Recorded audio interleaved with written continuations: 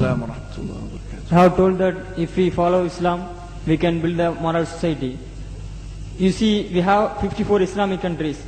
Even we have 95% Muslims over there. They follow Islam only. Why we can't build moral society in those countries?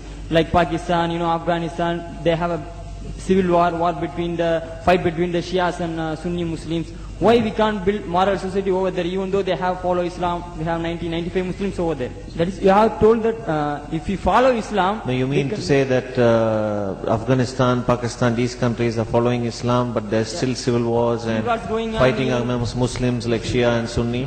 Why you are asking? We can't build moral society over there, even though we have 90%, 95 Muslims over there. First of all, Pakistan is not following Islam. Are you joking?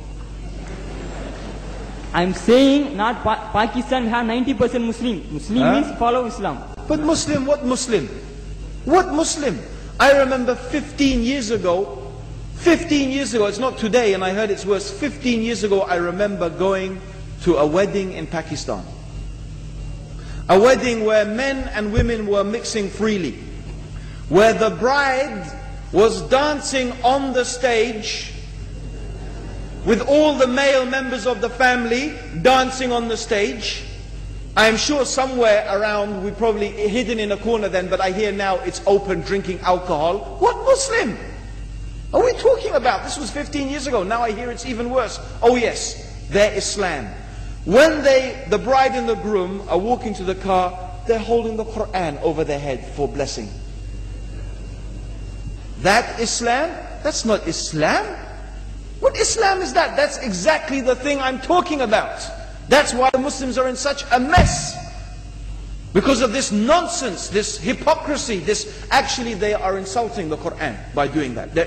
Amongst all of this haram, they think that the Quran, holding it over their head, is going to bless them because they're holding it. What is that? Where did they get this from? So, I don't know what we're talking about. In fact, this is the problem. You see, the Muslim world itself is so far from Islam. So many you find here in India. I know it's not a Muslim country, but there are lots of Muslims here. But I don't know what sort of Muslim. Most of them go to the dargah and they call upon some dead person in the grave, and they think that by talking to a dead person they're going to have their needs fulfilled. What's the difference between that and worshipping an idol? There's no difference, believe me. It's shirk. I've seen it myself with my own eyes. I'm praying in the masjid. The adhan goes. The people are praying in the masjid. And the people in the dargah are not coming to the mosque to pray. They're still going around the dargah and making all their whatever the things they do. What's that? That's not Islam. You go to many countries. You find Pakistan, you want to see Islam in Pakistan. You know, in England, in every street corner we have a pub. You know what's a pub? You know what's a pub? Like a bar, you know, a place where you sit and drink alcohol. Yeah? Yes? In Pakistan, believe me, they have something worse than that. Yes, worse. On every street they have a picture of a palm. Everywhere you see it, hanging from the windows. They have the picture of a palm.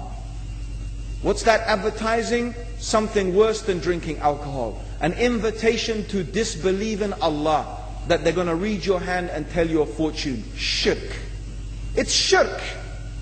Whoever believed, the Prophet said, sallallahu alayhi wasallam, whoever visits a fortune teller out of curiosity, Allah will not accept their prayers for 40 days. Whoever believes in the fortune teller has disbelieved in Allah and His Messenger. That includes, by the way, horoscopes. Yet you see in Pakistan a picture everywhere of a hand. Worse than a pub. Worse than a pub. It is better to drink alcohol than make shirk with Allah. Yes. So this is the Muslim countries. You will not find one except they are not doing magic and shirk and kufr, or except maybe one or two you will find. So this is the state of the Muslims. So no wonder we're in the confusion and the chaos. So these are not good examples. And this is really, in fact, the very reason that I'm saying why we are in such a big mess.